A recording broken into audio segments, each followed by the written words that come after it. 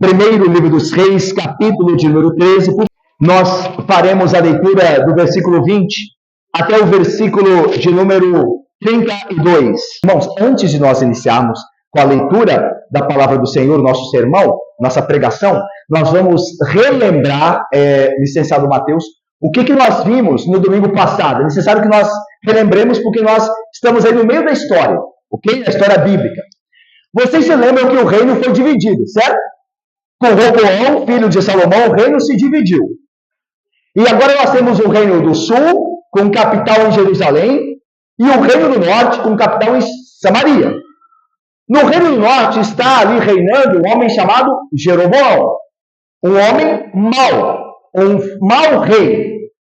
E vocês se lembram que ele, Jeroboão, a primeira coisa que ele faz no seu reino é implantar uma falsa adoração nele. Porque ele estava preocupado, lembram-se? Ele estava preocupado dos israelitas, aqueles que habitavam nas 10 tribos que fora dada a ele, voltassem para Judá e adorassem lá em Jerusalém, onde estava o templo. Então ele não queria concorrência, ele queria evitar essa concorrência, porque ele tinha medo dos seus súditos irem a Jerusalém e acabarem voltando para o reino de Davi, o reino davídico. E ele queria manter o seu poder. Ao invés de confiar em Deus para isso, ele preferiu usar das suas estratégias. Ele disse, eu vou constituir uma adoração aqui, no Reino do Norte.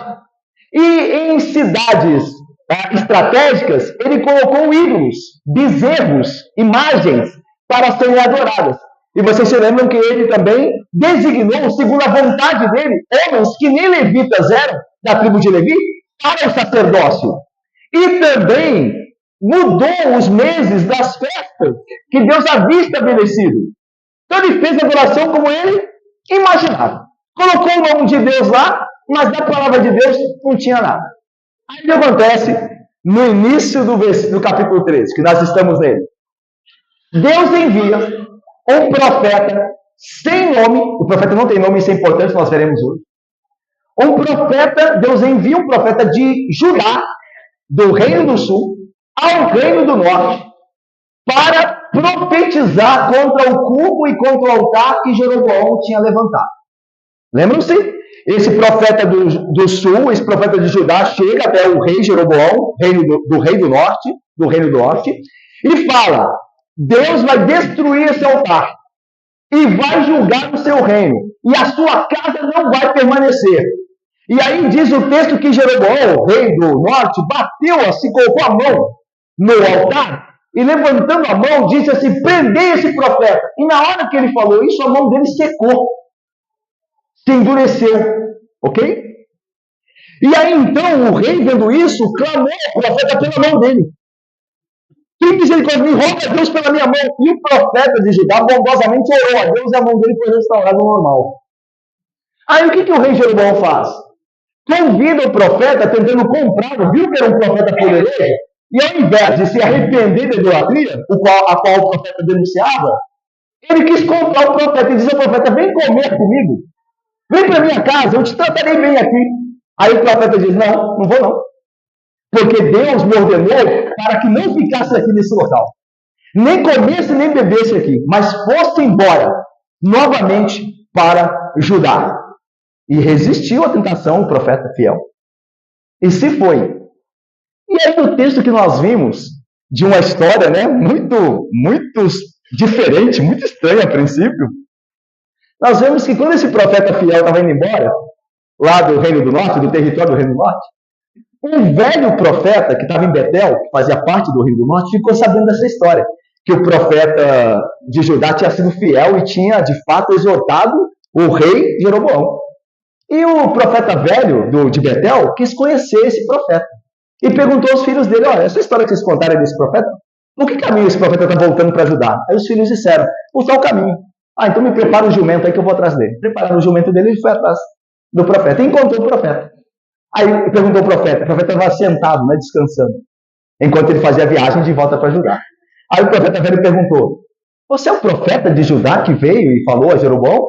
Aí ele disse, sou eu mesmo. Olha, eu também sou profeta. Vem e come comigo na minha casa. Aí o profeta de Judá respondeu a mesma coisa que tinha respondido para Jeroboão. Não vou, não.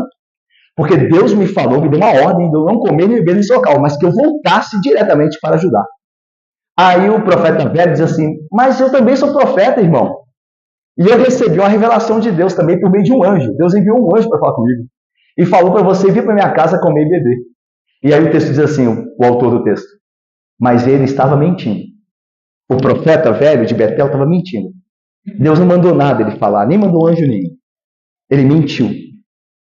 E aí o profeta de Judá, o que havia sido fiel diante de Jeroboão, cedeu e aceitou o convite. E agora nós continuamos o texto para ver o que aconteceu. Olha aí.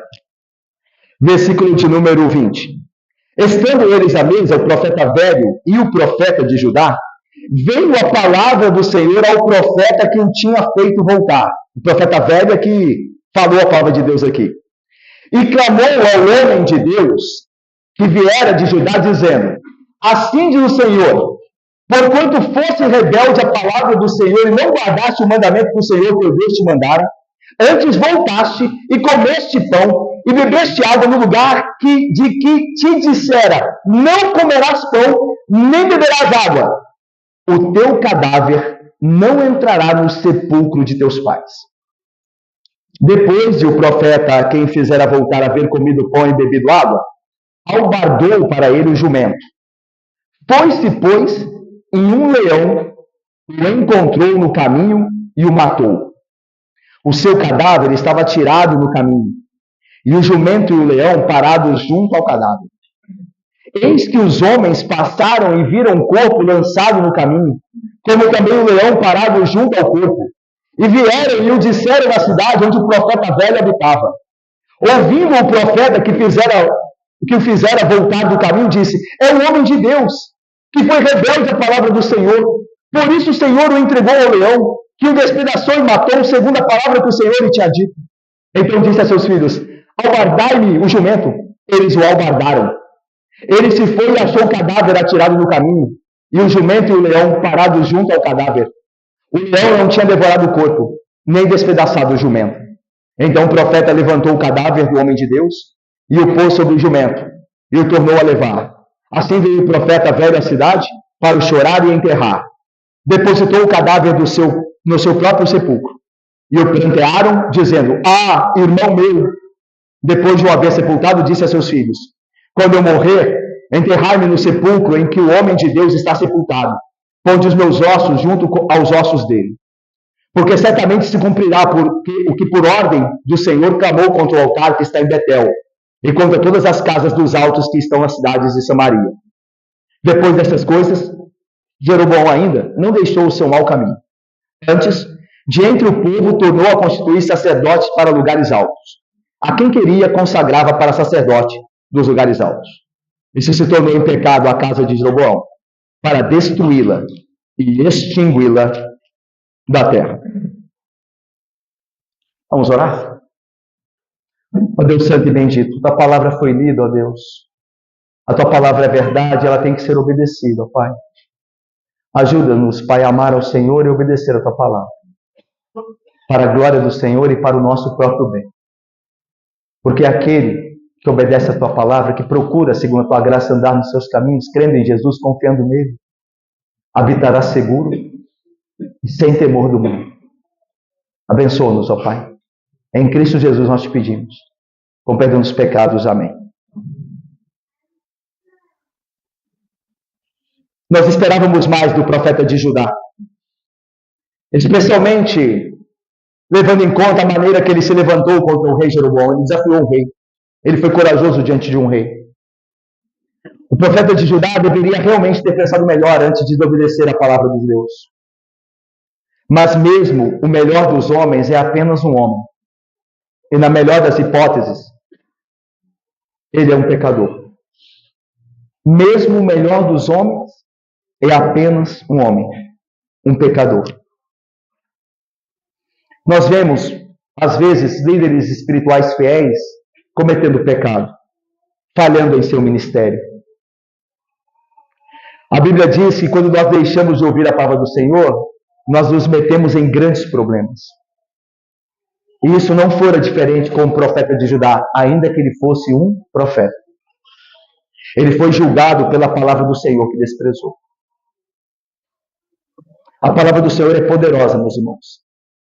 E até mesmo o melhor dos melhores entre os homens deve tremer diante dela. Ok?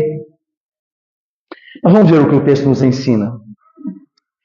Versículo 20 diz que após o profeta de Judá ter aceito o convite terrível daquele profeta velho de Betel, e havendo comido e bebido ali na casa dele, diz o texto no versículo 20, estando eles à mesa enquanto comiam e bebiam, veio a palavra do Senhor ao profeta que o tinha feito voltar. Que texto, não?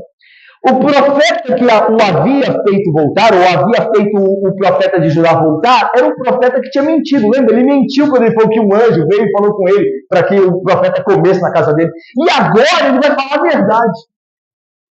Antes ele tinha mentido. E agora Deus vai usá-lo, ele mesmo, aquele profeta que mentiu, para falar a verdade. Então veja o que diz o texto.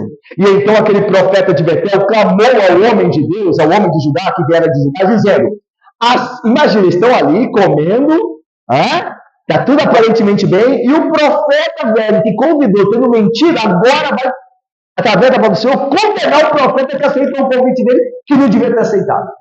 Aí diz o texto, e clamou ao homem de Deus que viera de Judá, dizendo, assim, Senhor, porquanto foste rebelde à palavra do Senhor, e não guardaste o mandamento que o Senhor teu Deus te mandara, antes voltaste e comeste pão e bebeste água no lugar que te dissera, não comerás pão, nem beberás água, o teu cadáver não entrará no sepulcro de teus pais.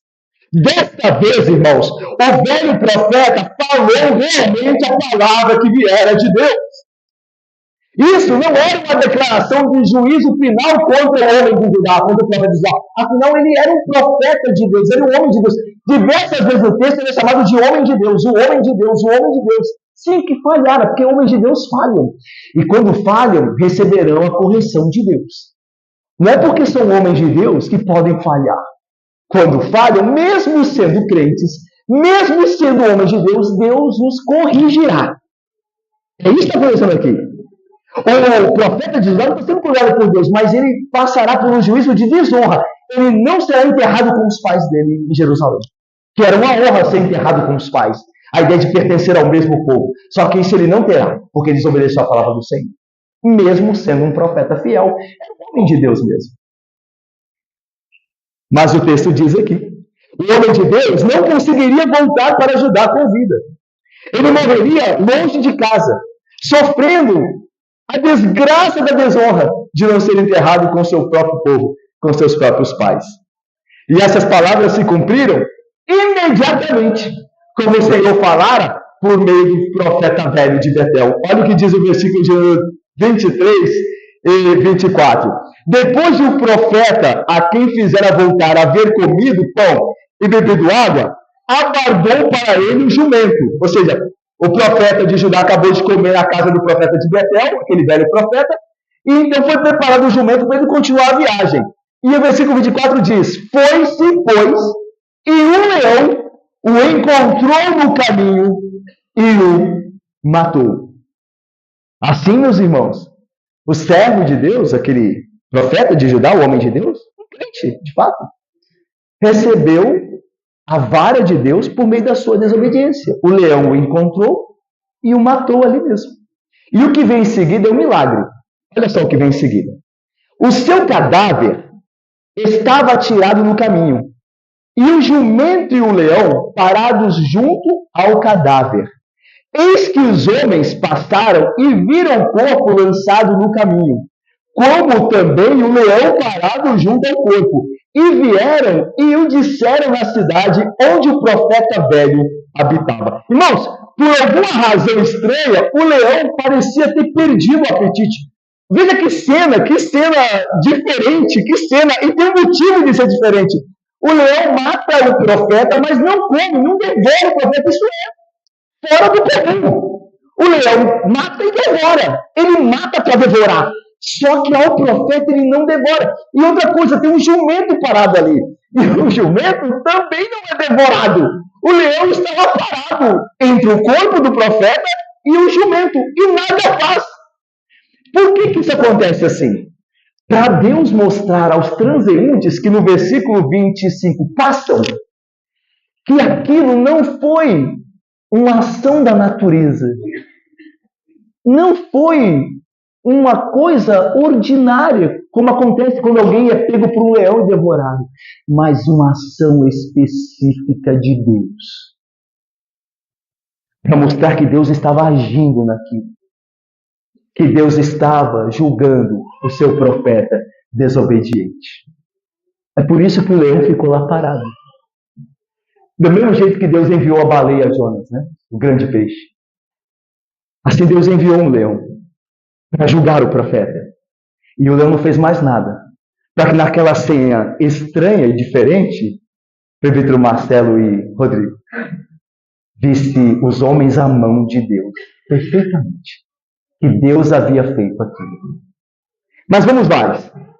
Quando o velho profeta, olha aí, ele vai ouvir essa história, ele vai saber agora, Cida, o que é que aconteceu, Leda, com o profeta de Judá. Olha o que diz o versículo 26. Ouvindo o profeta, lembra, só para lembrar, no versículo 25, os que viram o corpo do profeta e o leão e o jumento parados junto ao corpo, foram à cidade e começaram a contar. Foram a Betel e começaram a contar o que havia acontecido. E isso chegou aos ouvidos do velho profeta. É aquele que tinha levado o profeta de Judá para comer na casa dele.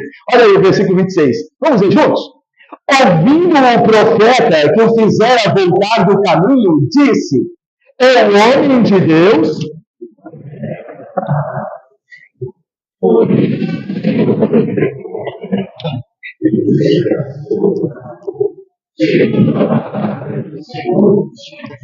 Irmãos, pode parecer um pouco hipócrita da parte do profeta aqui, velho, certo? Agora, chegar e dizer, é a palavra do Senhor que matou o profeta, sendo que ele mesmo foi, de certa forma, também envolvido pela sua mentira, no prejuízo que ele dera ao homem de Judá. Todavia, meus irmãos, o que o profeta velho diz aqui era verdade. Embora o profeta velho tenha ajudado na sua mentira, para que o profeta de Judá fosse julgado, a culpa era do profeta de Judá. A culpa era só dele. Ele não devia ter ouvido a mentira do profeta de Betel. Lembra que a gente falou isso semana passada? Ele devia dedicar-se e dar-se a palavra do Senhor. O Senhor tinha dito algo, o Senhor não voltava atrás, ele tinha que confiar para o Senhor. Mas ele creu numa suposta revelação à parte. A culpa maior era do profeta de Judá. E aqui o profeta velho, nós devemos imaginar ele como hipócrita. Ele está sentindo mesmo. Tanto que o texto vai dizer que ele vai até onde está o cadáver do profeta de Judá, vai pegar o cadáver, vai trazê-lo a Betel e dar um enterro digno. Então aquele profeta velho, mesmo tendo mentido, ele era um crente, mas que falhou, assim como o profeta de Judá também era um crente e falhou. Que isso acontece. E o ponto é, a palavra de Deus não deixa de se cumprir, mesmo quando os profetas falham. Mesmo quando eles têm falha, a palavra de Deus é fiel. Então, um ponto aqui importante, sabia? Mesmo que os profetas falhem, vocês conhecem, vocês estão diante de um pastor que é falho. Vocês conhecem líderes, presbíteros, já que falham. Mas a palavra de Deus continua sendo a palavra de Deus. Os reformados defendiam um princípio que é chamado de Vox Dei, que é a voz de Deus. O que significa? O que ensina esse princípio? Significa que independente de quem fala, a palavra, a voz de Deus, ela é o que é. Mesmo na boca de um homem falho, a palavra de Deus vai se cumprir. Essa é a ideia. Então você vê aqui dois profetas problemáticos. Um profeta velho de Betel, que ainda que tenha boa intenção, mentiu ao homem de Judá. Talvez ele queria que o homem de Judá tivesse com ele na sua casa, por reconhecer um homem fiel, por ter o privilégio de fato, um homem fiel na sua casa, mas mentiu para que isso fosse feito. E você vê o profeta de Judá que fora fiel diante de Jeová, e agora deixou de ser fiel, confiando em falsa revelação. Os profetas falham, mas a palavra de Deus se cumpre. Está vendo o que o texto está levando nós aqui a entender? Que profetas têm falhas, porque são homens, mas a palavra que eles pegam é a de Deus, palavra poderosa que vai se cumprir. independente das falhas dos profetas, independente da fraqueza deles. A palavra é poderosa. Por isso que o profeta que mentiu disse aqui, a palavra de Deus se cumpriu. Mesmo nessa bagunça, que eu menti, o outro foi e não foi fiel, mesmo nisso tudo, o que Deus falou se cumpriu. Irmãos, agora não havia dúvida que a lei de Deus, a sua palavra, está acima de todos. Que mesmo os profetas devem obedecê-la ou enfrentar o juízo. Ninguém está acima da palavra. Nem mesmo o profeta. Nem mesmo o pastor. Se ele não obedecê-la, se ele não vivê-la, ele será julgado. Ele será corrigido com a vara de Deus. Há um texto que Paulo fala em Romanos, que diz muito sobre isso. Ele diz assim, esse texto: porquanto és indesculpável, ó homem, quando julgas quem quer que sejas, porque no que julgas a outro, a ti mesmo te condenas. De que sentido? Não está falando que a gente não pode julgar ninguém. Vamos entender do que Paulo está falando aqui, quando julgas a outro, a ti mesmo te condena. Olha só, Paulo continua. Quando você julga outro e condena a ti mesmo, é quando você pratica as coisas que condena. Você julga outros, e até aí não tem problema, porque nós temos que julgar. Paulo vai dizer assim: vocês não sabem que vocês julgarão tantos erros, quantos mais coisas dessa terra. Paulo vai dizer assim aos Coríntios: não há nenhum sábio entre vós que não possa julgar essas coisas. Vocês estão em pecado aí no meio, ninguém fala nada. Mas o que Paulo está dizendo é que quando nós julgamos alguém e praticamos o que condenamos nessa pessoa, nós não vamos escapar de juízo. Só porque nós estamos condenando. Deus vai me poupar porque eu sou uma voz que clama contra o pecado. É bom? Ok. Mas se você cometer os pecados contra os quais você clama, você também será julgado. E é disso que Paulo vai falar aqui. Olha ele continuando. Bem sabemos que o juízo de Deus é segundo a verdade contra os que tais coisas praticam. Tu é homem que condenas os que praticam os pecados e faz os mesmos pecados, pensa que te livrarás do juízo de Deus? Você pensa que você vai livrar só porque você é pastor? Só porque você está pregando a Bíblia? Só porque você é um pai que lê a Bíblia com seu filho lá, mas quando é para cumpri-la, você não cumpre? Você não vai escapar do juízo por isso. Nós temos que nos arrepender, nós temos que viver segundo a graça dele, odiar o pecado, nos darmos a Deus, confiarmos em seu poder. E não apenas estamos seguros, porque nós lidamos com as coisas de Deus, eu sou um pastor, eu sou um presbítero, eu sou um diácono, Deus não vai me julgar. Não, Paulo diz: você pensa que vai escapar dos judeus só porque condena as coisas más? E assim são os moralistas, não são? Os moralistas vivem a condenar coisas más nos outros, mas não se condenam. Eles não escaparão do juízo de Deus. Deus nos livre de moralismo, né? Que pode ser o nosso caso se Deus não nos guardar. Assim, despreza da riqueza da bondade de Deus, a tolerância e a longanimidade dele, ignorando que a bondade de Deus é que te conduz ao arrependimento, mas segundo a tua dureza de coração impenitente, acumulas contra ti mesmo ira para o dia da ira, e revelação do justo juízo de Deus, que retribuirá segundo retribuirá a cada um segundo o seu procedimento. Vida eterna aos que, perseverando em fazer o bem, procuram glória, honra e incorruptibilidade. Mas ira e indignação aos facciosos, que desobedecem à verdade e obedecem à injustiça. Tribulação, continua Paulo, e angústia virão sobre a alma de qualquer homem, mesmo que ele seja profeta, que ele seja quem for. Tribulação e angústia virão sobre a alma de qualquer homem que faz o mal. Ao judeu primeiro, e também ao grego. Glória, porém, honra e paz a todo aquele que pratica o bem. Ao judeu primeiro, e também ao grego, porque para com Deus não há acepção de pessoas. Romanos 2, de 1 a 11.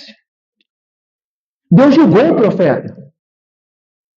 Porque Deus não faz acepção de pessoas. Deus quer que se lhe obedeça a palavra. Se você obedecer a palavra do poder de Deus, se arrepender dos seus pecados, viver debaixo da palavra, você estará seguro e sem temor do mal. Apesar de você ser como eu, um pecador. Mas se você for sincero diante de Deus, odiar o seu pecado, lutar contra ele, clamar ao Senhor, você estará seguro, sem temor do mal. Mas se você e eu fizermos o contrário, não importa o estado que nós temos, a palavra de Deus nos julgará, como julgou esse profeta. Ok? Vamos continuar o texto? Normalmente a história poderia acabar aqui, certo? O profeta desobedeceu, o leão comeu ele. O profeta velho lá de Betel ficou sabendo. Tá bom. Mas não acaba aqui. Fica mais estranho um pouco. Vamos lá? Versículo 27 diz assim: Então disse a seus filhos, o velho profeta que ficou sabendo da morte do profeta de Judá: Albardai-me o jumento. Eles o albardaram. Albardar aqui, como nós sabemos, é preparar, né? Selar o jumento. Colocar ali a sela para ele montar. Ele se foi, versículo 28, e achou o cadáver atirado no caminho. E quem estava lá? O jumento e o leão. Estavam o quê? Parados, junto ao cadáver. O leão, olha o milagre aí, não tinha devorado o corpo, nem despedaçado o jumento. A gente já viu que isso, Bruno, é um sinal de uma obra de Deus. Deus é que fez aqui, não foi uma coisa normal, natural. Deus é que fez aqui. Mas aí veja o texto. Quando o profeta velho, aí diz o texto, teve compaixão, veja o que ele fez. Então o profeta levantou o cadáver do homem de Deus e o pôs sobre o jumento e o tornou a levar. Assim veio o profeta velho à cidade, para chorar e o enterrar. Depositou o cadáver no seu próprio sepulcro. Veja como ele, apesar de ele ter mentido, o que não está certo, obviamente, né, irmãos? Claro, prejudica a vida das pessoas, mentira, lembra? Mentira pode colocar em risco toda a carreira da existência da vida humana, como o Tiago diz, a língua mentirosa. Mas apesar disso, parecia um homem crente de fato, que falhou. E quando nós falhamos, mesmo os crentes, tem graves consequências, lembre-se disso. O meu pecado e o seu pecado, mesmo por sermos filhos de Deus, mesmo sendo filho de Deus, não deixa de ser pecado e não deixa de ter graves consequências. Não deixe Satanás te enganar dizendo assim: você é um crente, o seu pecado é diferente. O seu pecado terá consequências menores. Pecado é pecado. Sempre será pecado. E Deus odeia o pecado. E o pecado trará consequências. Ok? Lembre-se disso. Não deixe ser enganado. Ok? Não ouça a voz da antiga serpente. É certo que não morrerás. Lembre-se. É certo que não morrerás. Não ouça. Então vamos lá. Diz o texto. Então veio o profeta, levantou o cadáver do homem de Deus, versículo 29, e o pôs sobre o jumento e tornou a levar. Assim veio o profeta à velha cidade para chorar e enterrar. Depositou o cadáver no seu próprio sepulcro e o prantearam, dizendo: irmão meu. Irmãos, foi um funeral realmente triste. As pessoas derramaram lágrimas de tristeza pela perda de uma vida, e uma vida não de qualquer, a vida de um profeta. Para o velho profeta, irmãos, deve ter sido também lágrimas de remorso pessoal, porque ele sabia que sua mentira havia colaborado para a destruição daquele homem de Deus. A única coisa agora a fazer era honrar esta morte com um enterro decente, digno. Pela própria vontade e profecia de Deus, o homem de Deus Judá não foi sepultado com seus pais, mas ao menos, e isso é misericórdia de Deus também, no juízo, ao menos foi deitado honrosamente para descansar através de um enterro digno. É interessante como Deus mitiga o seu juízo. É certo, Deus julgou o profeta, o homem de Deus. Ele não foi sepultado com os pais dele, mas não deixou de ter na providência de Deus um enterro digno. Então Deus mitiga o juízo dele. Ele é bondoso, até quando julga. Até quando nos corrige, ele nos corrigirá, certamente, se não nos arrependemos. Mas ele é bondoso. Mas não pense que a correção não doa. A vara do Senhor dói também. Okay? É um caminho melhor. Obedecê-lo. É um caminho melhor. Mas aí, veja o que diz o versículo 31. Quando o sepultamento terminou, olha o que o profeta pediu aos seus filhos. Olha, versículo 31 e 32, vamos ler juntos? Depois de o haver sepultado, disse a seus filhos: quando eu morrer,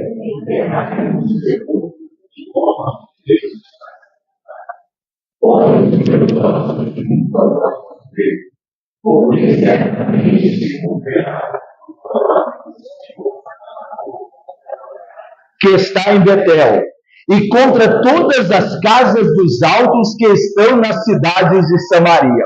Desta vez, meus irmãos, o velho profeta estava dizendo a verdade. Embora o homem de Judá tenha morrido por sua desobediência, sua profecia ainda se tornaria uma realidade. Ele diz assim: olha, o Senhor, é verdade que o Senhor clamou por meio desse profeta que foi morto contra as cidades de Betel e de Samaria. E como a palavra do Senhor julgou esse profeta, o Senhor também vai cumprir a palavra que falou contra o reino de Jeroboão. Então, ou seja, mais uma vez o profeta velho diz a verdade. Deus vai cumprir a palavra dele quanto ao reino de Jeroboão, porque cumpriu a palavra dele contra esse profeta, que realmente não foi enterrado junto com seus pais. Então o profeta velho começa a ser corrigido. Ele começa a confiar no Senhor. É interessante que esse juízo veio mesmo a Betel, e Betel foi destruída junto com o reino, e as sepulturas foram profanadas lá, 326 anos depois da profecia do profeta de Judá, no início do capítulo 13, 326 anos, Deus levantou Josias para julgar ao reino de Samaria e destruir Betel e o altar que lá estava e queimar os ossos dos sacerdotes idólatras e pagãos no altar. É por isso que o profeta aqui de Betel vai pedir que os ossos dele sejam enterrados junto dos ossos do homem de Deus. Isso aqui não é uma meia superstição, é outra falha desse profeta. Ok? O profeta é um homem de Deus, mas cheio de falhas, que deviam ser corrigidas, mas cheio de falhas. Ele acha que ser enterrado com o corpo do profeta de Deus vai, de alguma forma, livrá-lo do juízo que aconteceria da mão de Deus por meio de Josias, que queimaria, profanaria os ossos dos sacerdotes pagãos do culto de Samaria. Mas sendo enterrado com o profeta de Judá, ele não passaria por isso. Seus ossos seriam honrados, por assim dizer, não seriam profanados. A gente vai ver que há um certo misticismo nessas palavras, nessa petição, mas que apontam para algo verdadeiro e superior. Mas com calma. Olha só, irmãos. Há uma história, e eu vou me caminhando aqui para o final. Há uma história por trás dessa história. A história desses dois profetas apontam para uma história maior. Ok? José, Nathalie. A história desses dois profetas, a história confusa, de um profeta mentiroso, outro infiel, ok? Aponta para uma história maior. Veja só comigo.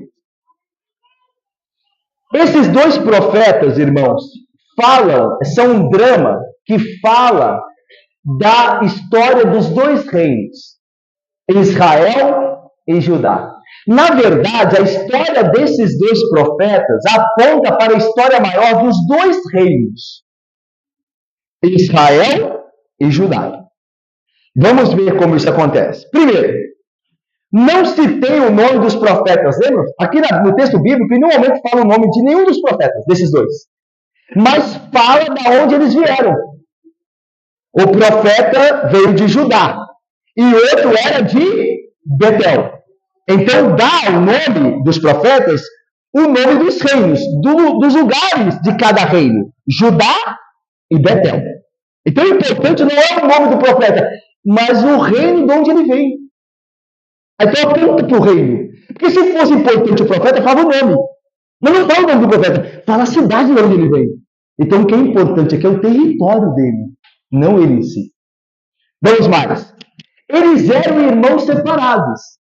Tanto que lá no versículo 30, no velório do profeta de Judá, o profeta velho de Betel diz assim, irmão meu. E eles são separados, não são? Um é de Judá, outro é de Betel. Assim os reinos. Eram Israel, irmãos separados. Reino do Norte, Reino do Sul. O profeta de Judá foi enviado para corrigir seus irmãos do reino vizinho. Mas ele mesmo desobedece o Senhor e o juízo vem sobre ele. Ou seja, o profeta do sul, ele é enviado para corrigir seus irmãos na representatividade do rei deles, do norte. Então veja, está falando de reinos. Porque o profeta do sul é enviado ao rei do norte. Então, o ponto maior não são os dois profetas, mas os reinos aqui. Quarto, o profeta de Betel mentiu e tentou o de Judá, assim como o reino do norte sempre tentou Judá com seus pecados.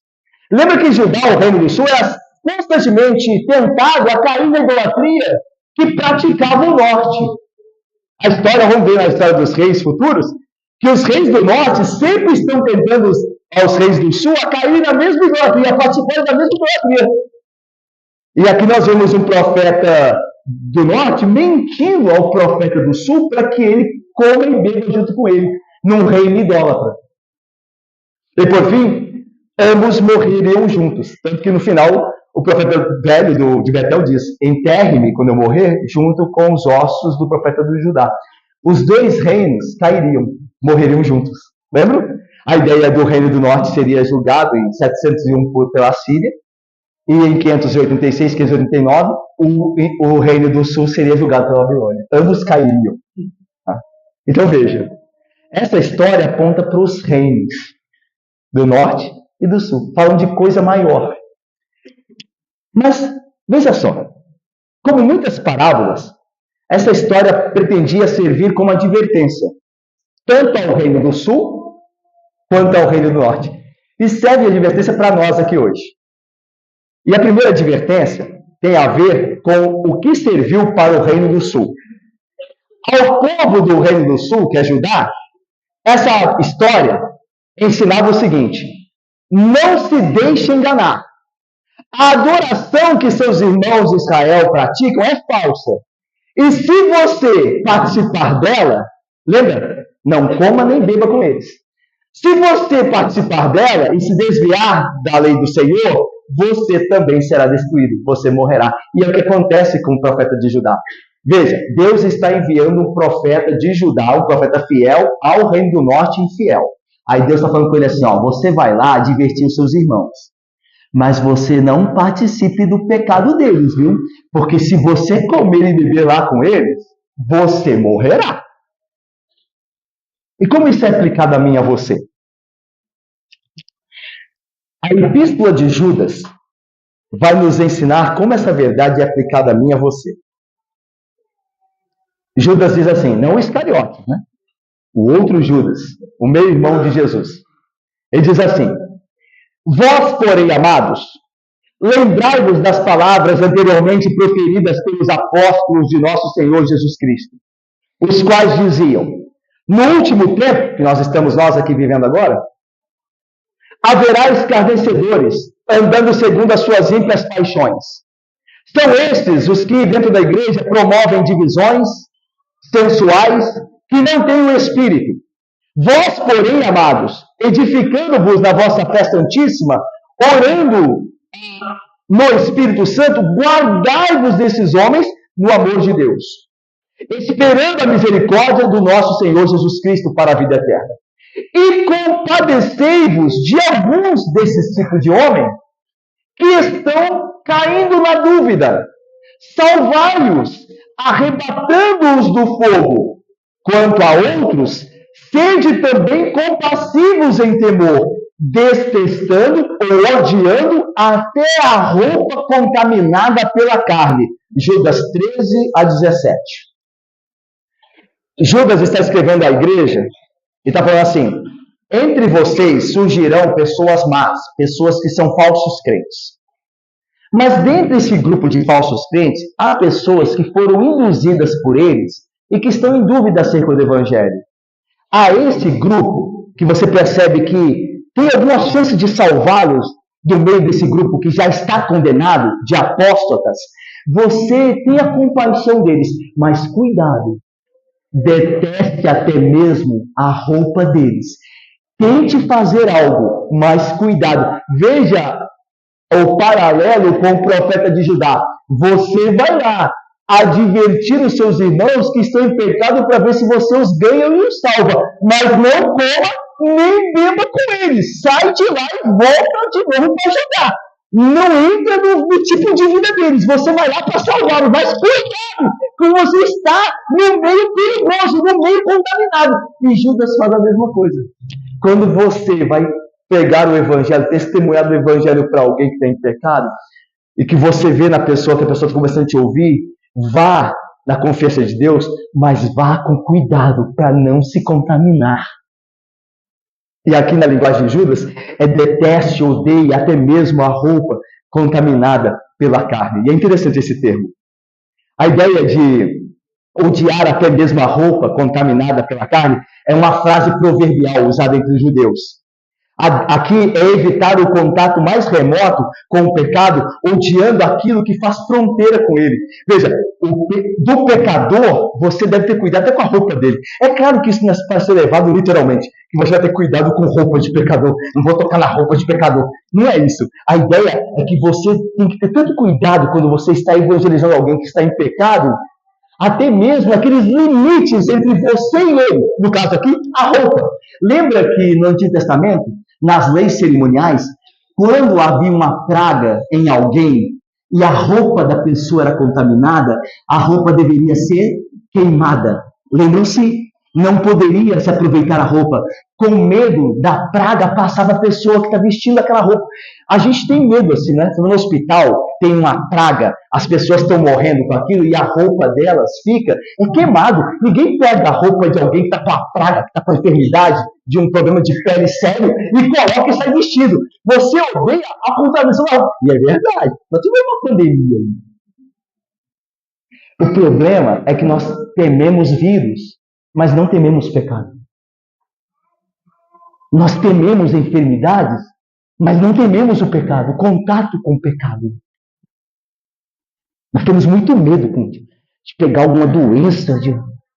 Eu não quero dizer que você não tem que ter uma prudência. Não pavor. Não descontrole, por favor. Prudência. Mas quem dera que com o pecado nós fôssemos assim. Nos relacionássemos com os pecadores com todo o cuidado para não sermos contaminados. Mas há alguns que têm atentar para isso. Não, nós estamos evangelizando. Vamos também, o carnaval está aí. Vamos evangelizar no carnaval. Vamos. Olha como isso tem a ver com a Bíblia. Não tem nada a ver com a Bíblia. Detestai estas coisas. Quem te salvar, detestando essas coisas, não participando delas. Porque se vocês participarem e forem contaminados, a vara do Senhor virá sobre vocês, independente de vocês serem filhos ou profetas. Não foi isso, não sou eu que estou falando. Não foi isso que aconteceu com o profeta de Judá. Era um profeta fiel, mas ele comeu onde não deveria. E bebeu com quem não deveria. E foi julgado. Quando nós nos relacionamos com pecadores no nosso trabalho, no nosso condomínio, nas escolas dos nossos filhos, nós devemos fazê-lo com o fim de salvá-los da morte, trazê-los para Cristo, mas com muito cuidado, para que nós mesmos não sejamos contaminados. Não é à toa que muitos teólogos tentam dialogar com a cultura vigente e acabam corrompendo o evangelho porque não tem esse cuidado. Eles acham que na boa vontade de salvar alguns, eles podem estudar sem medo. Vamos usar, vamos amar os pecadores. E vão e começam a participar de tudo que os pecadores fazem. Não! Odiar e até mesmo a roupa.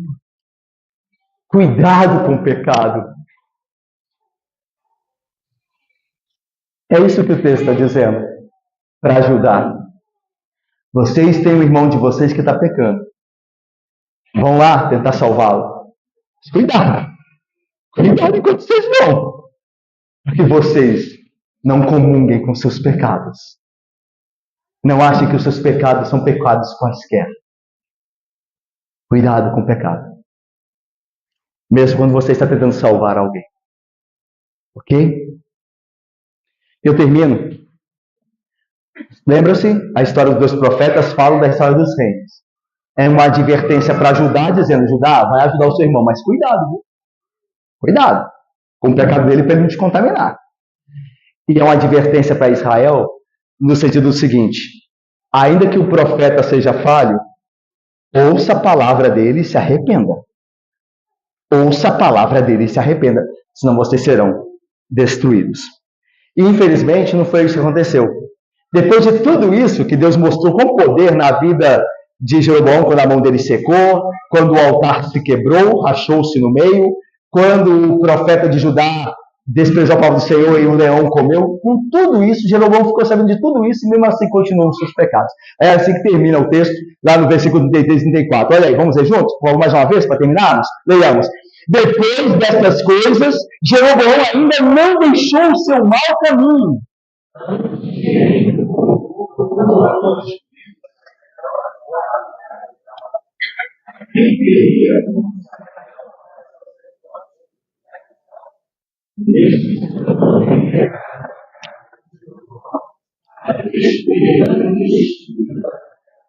As palavras aí no texto, no versículo 33, que diz assim, depois disso indicam os eventos que aconteceram, que nós vimos todos eles aí no capítulo 13. Tanto a profecia que o homem de Deus falara contra o altar de Jeroboão, quanto a morte do profeta de Judá pelo leão, tudo isso é o depois disso. E é provável que o rei de Israel, o rei Jeroboão, o reino do norte, ficou sabendo de tudo isso. Mas mesmo assim ele continuou no seu mau caminho. Irmãos, por esses pecados e por muitos outros de Jeroboão, da sua casa e do reino de Israel, ele seria, o reino de Israel, destruído. E a casa de Jeroboão seria cortada da terra. Se o homem de Deus foi morto por um leão da justiça de Deus, como poderia um rei ímpio esperar que escapasse do julgamento vindouro? Veja, irmãos, olha como nós devemos temer e tremer acerca dessas coisas. Se Deus, em sua justiça, usou a sua vara contra homens fiéis, não usará contra nós? Se Deus corrigiu a Davi, se Deus corrigiu a Moisés, não permitindo que ele entrasse na terra prometida, por causa do pecado dele de ter batido com a vara na rocha, quando devia apenas ter ordenado, Deus vai ser menos rigoroso comigo e com você? Certamente não. Nós não temos a estatura desses homens. Não nos enganemos. Não nos enganemos. Deus não faz acepção de pessoas. Deus julgou grandes líderes do seu povo. Deus não deixará de nos julgar se nós não formos, pela graça, pela oração, pela confiança em Deus, fiéis àquilo que Ele ordena. Procuremos, busquemos ser. Não nos enganemos, ok? Não nos enganemos. Se Deus não poupou o servo dele, entregando-o a um leão, como poderia poupar aqueles também que não se submetem à sua palavra? Eu termino aqui mostrando, irmãos, que a palavra de Deus é o centro desse capítulo de número 13.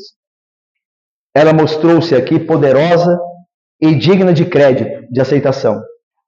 Esse capítulo, como vimos, está cheio da palavra de Deus. Deus falando ao povo, dizendo, ordenando, profetizando coisas, dando a pessoas a sua palavra. Quando a palavra foi desprezada, os que desprezaram foram julgados. A mão do rei Jeroboão secou-se, o profeta de Judá foi morto por um leão.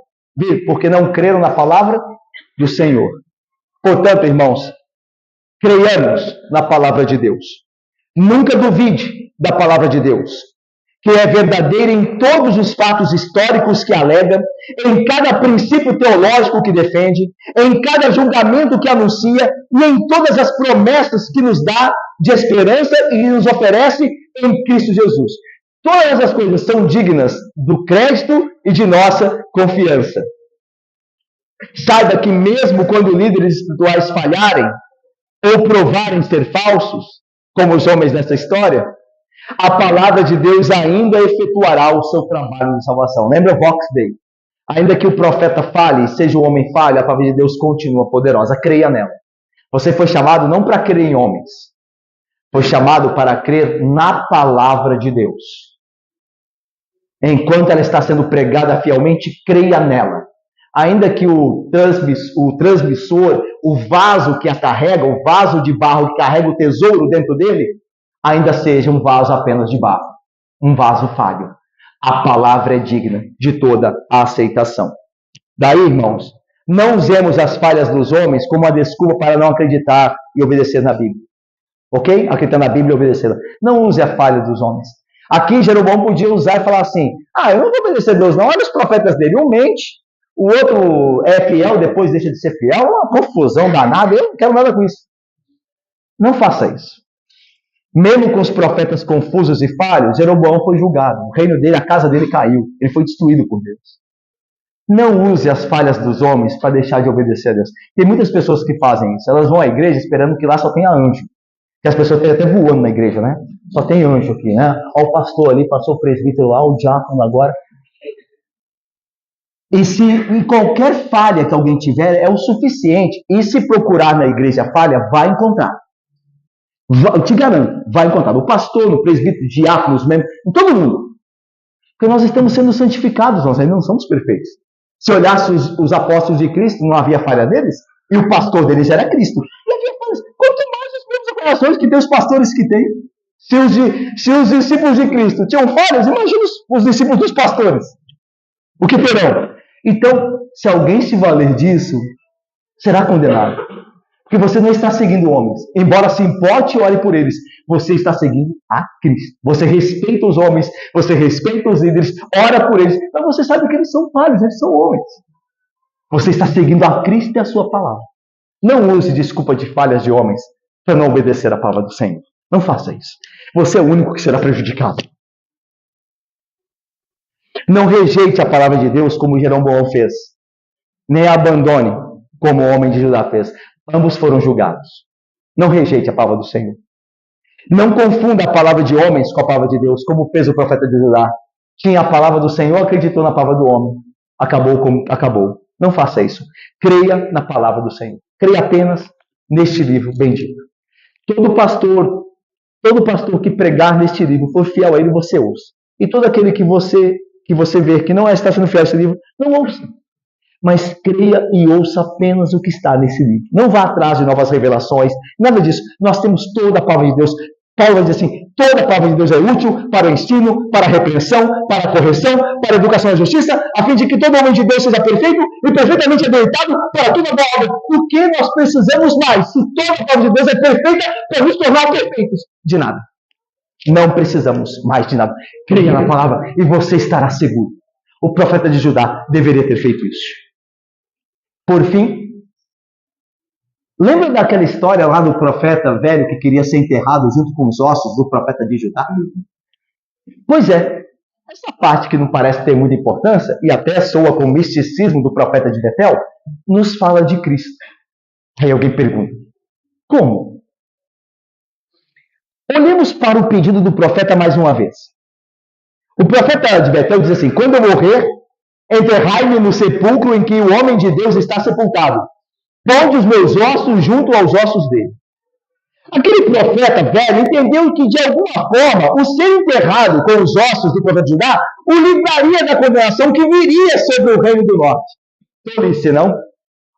Quão fútil pensar que a morte de qualquer homem pecador e mortal poderia livrar alguém do juízo divino. Mas ele acreditou assim, na sua fraqueza. Mas nós não precisamos segui-lo nisso. Porém, é verdade que há um profeta que, se nós morrermos com ele, nós viveremos.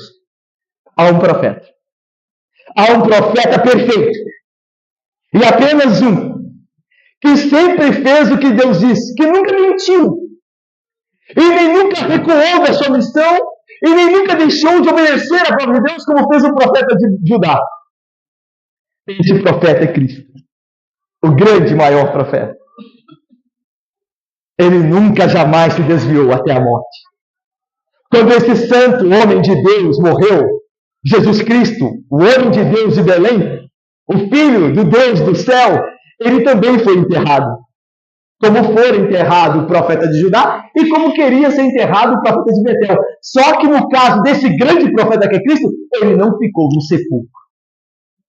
Se alguém procurasse o seu sepulcro para ali enterrar os seus ossos, não faria. Porque ele ressuscitou dos mortos. Assim, a esse profeta nós devemos nos unir. Que nós morremos a sua morte, para que a sua vida esteja em nós. Esse é Cristo. O grande profeta. Aquele que jamais mentiu. Aquele que jamais desobedeceu a Deus até a morte. Morte de cruz. Se nós morrermos com Ele, nós viveremos. Olha o que Paulo diz, eu termino com Paulo, o apóstolo. Ou porventura ignorais que todos nós que fomos batizados em Cristo Jesus, fomos batizados na sua morte. Fomos, pois, sepultados com Ele no batismo, para que, como Cristo foi ressuscitado entre os mortos, pela glória do Pai, assim também nós andemos em novidade de vida. Porque se somos unidos com Ele na semelhança da sua morte, certamente o seremos também na semelhança da sua ressurreição. Sabendo isto, que foi crucificado com Ele o nosso velho homem, para que o corpo do pecado seja destruído, e não sirvamos o pecado como escravos, porquanto quem morreu está justificado do pecado. Ora, se já morremos com Cristo, cremos também que com Ele viveremos.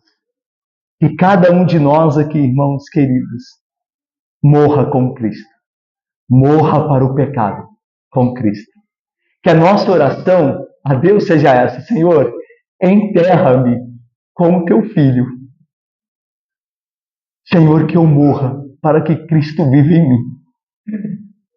Que o meu velho homem seja destruído. Que o Paulo não mais fale.